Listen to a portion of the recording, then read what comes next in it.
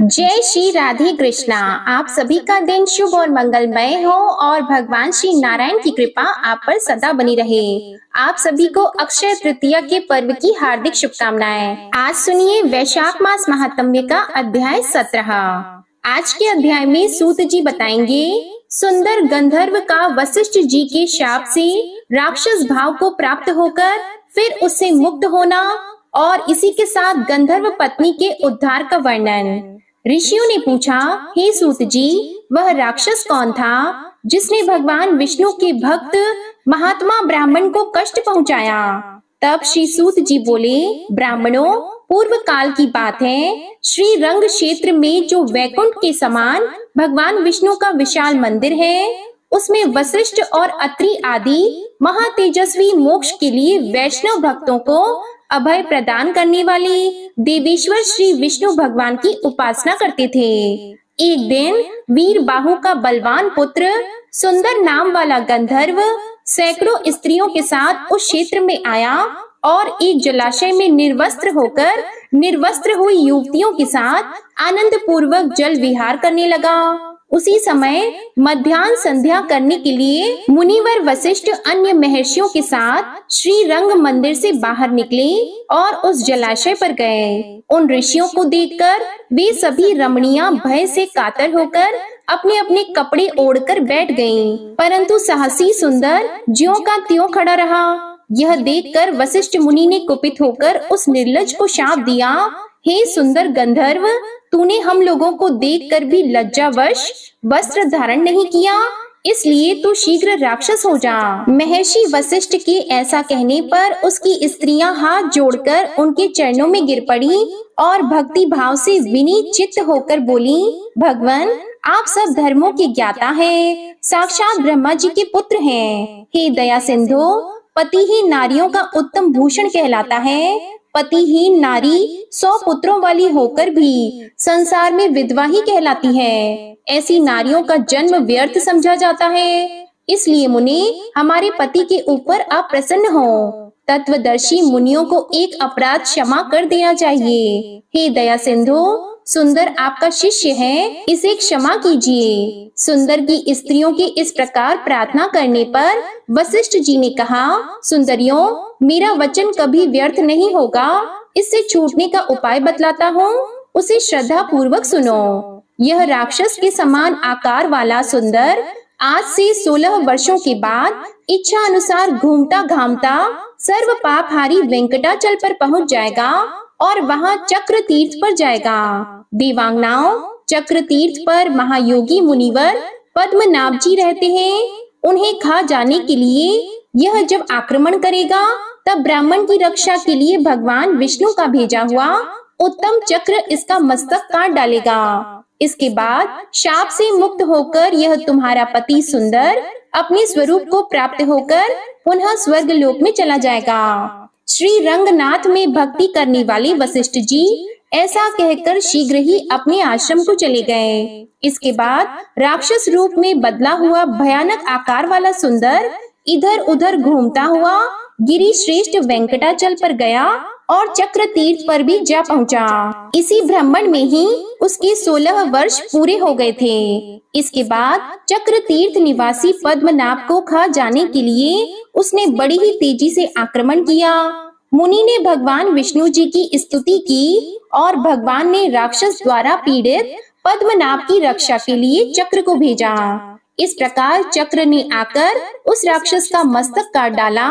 तब वह राक्षस शरीर छोड़कर दिव्य देह धारण करके विमान पर जा बैठा। उस समय उसके ऊपर फूलों की वर्षा हो रही थी। उसने हाथ जोड़कर सुदर्शन को प्रणाम किया और फिर उन द्विज श्रेष्ठ पद्मनाभ को भी प्रणाम करके उनकी आज्ञा लेकर सुंदर गंधर्व स्वर्ग को चला गया। हे ब्राह्मणों, इस प्रकार मैंने उस राक्षस की उत्पत्ति का वृतांत और चक्र तीर्थ का पापनाशक महात्म्य आप लोगों से बतलाया। इसे सुनकर मनुष्य सब पापों से मुक्त हो जाता है। हे ब्राह्मणों, अब घोण तीर्थ का महात्म्य सुनो। महापापों में तत्पर, चांडाल कुल में सबसे नीच, क्रूर, कुल का नाश करने वाला, कष्टकारक, दान शून्य, सत्कर्म रहित, पशुघाती, परद्रोही, चुगलखोर, असत्यवादी, पाखंडी, मित्रद्रोही, कृतघ्न, भ्रूण हत्या करने वाला, पर स्त्रीगामी, स्वामी से द्रोह करने वाला, ठग, लोभी, पितृघाती, देवताओं से विमुख, आत्म प्रशंसा करने वाला, शठ, अयोग्य पात्र के लिए व्यय करने वाला, धर्म में बाधा डालने वाला, अनुकूलता में अंतर डालने वाला, फल फूल और पल्लवों से युक्त वृक्ष को काटने वाला, विश्वासघाती, वीर हत्या परायण, अग्निहोत्र का त्याग करने वाला, विष का प्रयोग करने वाला, गुरु द्वेषी, पति पत्नी में वैमनस्य उत्पन्न करने वाला, गांव का अगुआ, देव मंदिर का अध्यक्ष, कठोर कर्म करने वाला, पापों में स्वभावतः रत रहने वाला, गुप्त पाप करने वाला, अनजान में या जानबूझकर दुष्कर्म करने वाला, इन सभी प्रकार के पापियों को परम मनोहर घोड़ तीर्थ अपने में स्नान और जलपान आदि करने पर पवित्र कर देता है। इस विषय में मैं एक प्राचीन इतिहास सुनाऊंगा जो सब पापों का नाश करने वाला है। पूर्व काल में महातेजस्वी गार्ग्य मुनि ने महात्मा देवल को नमस्कार करके कहा, हे महाभाग, आप घोड़ तीर्थ के सर्व पापहारी शुभ महात्म्य का वर्णन कीजिए। तब देवल ने कहा, मुने, तुम्बरु नामक गंधर्व अपनी पतिव्रता पत्नी को शाप देकर इस तीर्थ में स्नान करके दया निधान वेंकटेश्वर की पूजा करने से पुनरावृत्ति रहित विष्णु धाम को प्राप्त हो गया था। वह वृतांत इस प्रकार है। एक दिन तुम्बरु नामक गंधर्व ने अपनी प्यारी पत्नी से इस प्रकार कहा, देवी, सब पातकों का नाश करने वाले माघ मास में सूर्योदय के समय इस तट पर भगवान विष्णु की पूजा करनी है, इसलिए गोबर से इस भूमि को लीप दो और इस माघ में प्रतिदिन माधव के लिए दीप बत्ती बनाओ, भगवान के आगे भक्ति पूर्वक धूप समर्पित करो, पवित्र होकर भगवान के लिए रसोई तैयार करो और मेरे साथ साथ रहकर परिक्रमा तथा नमस्कार आदि के द्वारा भक्ति पूर्वक भगवान की पूजा करो। नित्य प्रति आलस्य छोड़कर भगवान श्री विष्णु की पुराण कथा सुनो। नित्य सवेरे स्नान करके यत्न पूर्वक श्री हरि का चरणोदक पान करो। कृष्ण, विष्णु, मुकुंद, नारायण, जनार्दन, अच्युत, अनंत और विश्वात्मन इत्यादि भगवान नामों का सदा कीर्तन किया करो और क्रोध, मात्सर्य तथा लोभ आदि का परित्याग करके व्रत नियम का पालन करो। इससे तुम्हें भव बंधन से छुटकारा मिलेगा और सनातन विष्णु धाम की प्राप्ति होगी। स्वामी का ऐसा कथन सुनकर गंधर्व की उस प्यारी पत्नी ने क्रोध पूर्वक उत्तर दिया, हे आर्यपुत्र, माघ के महीने में बहुत सर्दी पड़ती है। उस समय प्रातः काल जबकि सूर्य का तेज बहुत मंद रहता है, सूर्योदय काल में कोई कैसे स्नान करेगा। माघ में उस समय शीत का अधिक कष्ट रहता है, इसलिए आपके बताए हुए ये सब कार्य मुझसे बार बार न हो सकेंगे। इसलिए प्रातः काल में मैं आपके साथ स्नान नहीं करूंगी, क्योंकि अधिक सर्दी पड़ने से यदि मेरी मृत्यु हो गई तो उस समय आप मेरी रक्षा नहीं करेंगे। पत्नी की यह बात सुनकर तुम्बरु ने सोचा कि धर्म विरुद्ध चलने वाले पुत्र को, अप्रिय वचन बोलने वाली पत्नी को तथा ब्राह्मण एवं ईश्वर को न मानने वाले राजा को तत्काल शाप के द्वारा दंड देना चाहिए। इस नीति के वचन का विचार करके गंधर्व ने अपनी सती पत्नी को इस प्रकार शाप दिया, ओ मूढ़े, 100 पातकों का नाश करने वाले परम पुण्यमय वेंकटाचल पर घोड़ तीर्थ के समीप जो पीपल का वृक्ष है, उसके खोखले में तू मेंढकी हो जा।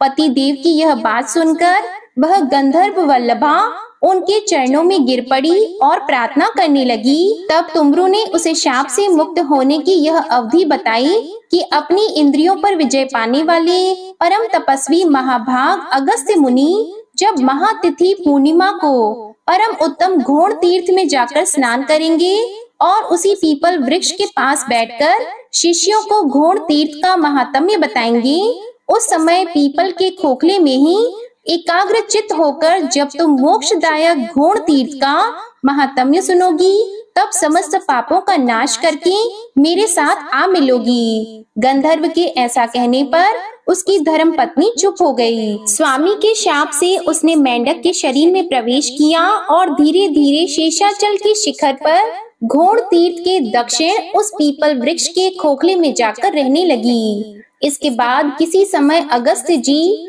मनोहर वेंकटाचल पर गए। वहां उन्होंने नियम पूर्वक स्वामी तीर्थ में स्नान करके वाराह स्वामी को नमस्कार किया। इसके बाद उस तीर्थ के दक्षिण वेंकटेश जी के मंदिर में जाकर वेदों के द्वारा जानने योग्य विशाल नेत्र वाले सनातन देव दया निधान श्रीनिवास जी को मस्तक झुकाया। उसके बाद वे घोड़ तीर्थ में गए और वहां शिष्यों के साथ उस श्रेष्ठ तीर्थ में स्नान करके उसी पीपल वृक्ष की छाया में जा बैठे। उस समय उन्होंने शिष्यों से भक्ति पूर्वक घोड़ तीर्थ का पवित्र महात्म्य वर्णन किया, जो ब्रह्म हत्या का नाश करने वाला तथा संपूर्ण मंगलों और समस्त संपदाओं को देने वाला है। उस महात्म्य को सुनकर वह मेंढकी पूर्ववत गंधर्व पत्नी के मनोहर स्वरूप को प्राप्त होकर योगी अगस्त्य के चरणों में गिर पड़ी और बोली, योगियों में श्रेष्ठ दया निधान अगस्त्य जी, मेरी रक्षा कीजिए। ब्राह्मण, मैं पति के वचनों का विरोध करने वाली स्त्री हूँ, दया करके मेरी रक्षा कीजिए। तब अगस्त्य जी बोले, देवी, तुम्हारे पति की बुद्धि बड़ी तीक्ष्ण है। उन्होंने जो रोष में आकर तुम्हें शाप दिया है, वह पति के वचनों का विरोध करने वाली तुम जैसी स्त्री के लिए उचित ही है। जो स्त्री पति के वचनों की अवहेलना करके अपनी इच्छा के अनुसार बर्ताव करती है, वह जब तक चंद्रमा और तारे रहते हैं तब तक घोर नरक में निवास करती है। स्त्रियों के लिए स्वतंत्रता उचित नहीं है, उन्हें पति की आज्ञा का उल्लंघन नहीं करना चाहिए। स्त्रियां पति की सेवा तथा पातिव्रत्य रूपी पुण्य से ही भगवान श्री विष्णु के परम धाम में जाती हैं। स्त्रियों के लिए पति ही माता है, पति ही विष्णु है, पति ही ब्रह्मा है, पति ही शिव है, पति ही गुरु है और पति ही तीर्थ है, ऐसा विद्वान पुरुष मानते हैं। पति की बात टालकर जो स्त्री दूसरे पुण्यों में सदा लगी रहती है, वह भी शुद्ध नहीं होती। वही स्त्री जब पति की प्रेरणा के अनुसार चलती, पति की बुद्धि के अधीन रहती और पति के चरणाबिंदों के पवित्र जल से अपना अभिषेक करती है, तब भगवान को प्रिय होती है। इसलिए तुम्हारा किया हुआ दोष ही तुम्हें इस शाप के रूप में प्राप्त हुआ था। उसे यहाँ भोग कर घोड़ तीर्थ का महात्म्य सुनते सुनते तुम्हारी उस शाप से मुक्ति हो गई और पहले के समान तुम्हें सुंदर अंगों वाला नारी रूप पुनः प्राप्त हो गया। इसलिए विद्वान पुरुष घोड़ तीर्थ को परम पवित्र मानते हैं। जो मनुष्य सब पापों का नाश करने वाले इस इतिहास को सुना करते हैं, वह वाजपेयी यज्ञ का फल पाते हैं और उसे सनातन श्री विष्णु लोक की प्राप्ति होती है। जय श्री कृष्णा। आज का अध्याय यही समाप्त हुआ। इसके आगे का वृतांत आप अगले अध्याय में सुनेंगे। अब आप सुनिए विष्णु चालीसा का पाठ। विष्णु सुनिए विनय सेवक की चित लाए, कीरत कुछ वर्णन करो दीजिए ज्ञान बताए। नमो विष्णु भगवान खरारी, कष्ट नशावन अखिल बिहारी। प्रबल जगत में शक्ति तुम्हारी, त्रिभुवन फैल रही उजियारी। सुंदर रूप मनोहर सूरत, सरल स्वभाव मोहनी मूरत। तन पर पीतांबर अति सोहत, बैजंती माला मन मोहत। शंख चक्र कर गदा विराजे, देखत दैत्य असुर दल भाजे। सत्य धर्म मद लोभन गाजे, काम क्रोध मद लोभन छाजे। संत भक्त सज्जन मन रंजन, धनुज असुर दुष्टन दल गंजन। सुख उपजाए कष्ट सब भंजन, दोष मिटाय करत जन सज्जन। पाप काट भव सिंधु उतारण, कष्ट नाश कर भक्त उबारण। करत अनेक रूप प्रभु धारण, केवल आप भक्ति के कारण। धरणी धेनु बन तुम ही पुकारा, तब तुम रूप राम का धारा, भार उतार असुर दल मारा, रावण आदिक को संहारा। आप वराह रूप बनाया, हिरण्याक्ष को मार गिराया, धर्मस्य तन सिंधु बनाया, 14 रत्नन को निकलाया, अमिलख असुरन द्वंद मचाया, रूप मोहिनी आप दिखाया, देवों को अमृत पान कराया, असुरन को छवि से बहलाया, कूर्म रूप धर सिंधु मझाया, मंदराचल गिरि तुरत उठाया, शंकर का तुम फंद छुड़ाया, भस्मासुर को रूप दिखाया, वेदन को जब असुर डुबाया, कर प्रबंध उन्हें ढूंढवाया, मोहित बन कर खल ही नचाया, उस ही कर से भस्म कराया, असुर जलंधर अति बलदाई, शंकर से उनकी न लड़ाई, हार पार शिव सकल बनाई, कीन सती से छल खल जाई, सुमिरन कीन तुम्हें शिव रानी, बतलाई सब विपत कहानी, तब तुम बने मुनीश्वर ज्ञानी, वृंदा की सब सुरति भुलानी, देख 3 धनुज शैतानी, वृंदा आए तुम्हें लपटानी, हो स्पर्श धर्म क्षति मानी, हना असुर उर शिव शैतानी, तुमने ध्रुव प्रहलाद उबारे, हिरणाकुश आदिक खल मारे, गणिका और अजामिल तारे, बहुत भक्त भव सिंधु उतारे, हरहु सकल संताप हमारे, कृपा करहु हरि सिरजनहारे, देखहु मैं निज दर्श तुम्हारे, दीप बंधु भक्तन हितकारे, चाहता आपका सेवक दर्शन, करहु दया अपनी मधुसूदन, जानो नहीं योग्य जब पूजन, होय यज्ञ स्तुति अनुमोदन, शील दया संतोष सुलक्षण, विदित नहीं व्रत बोध विलक्षण, करहु आपका किस विधि पूजन, कुमति विलोक होत दुख भीषण, करहु प्रणाम कौन विधि सुमिरन, कौन भांति मैं करहु समर्पण, सुर मुनि करत सदा सेवकाई, हर्षित रहत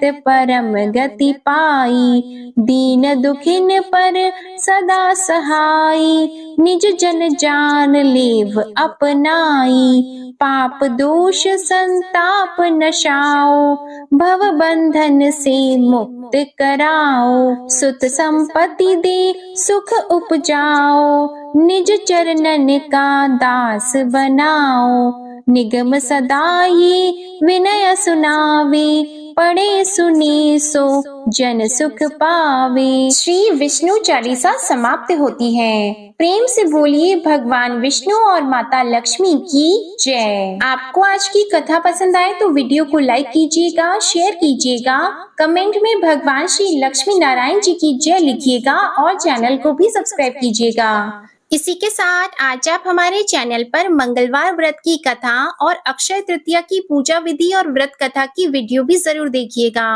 प्रेम से बोलिए राधे कृष्ण भगवान की जय।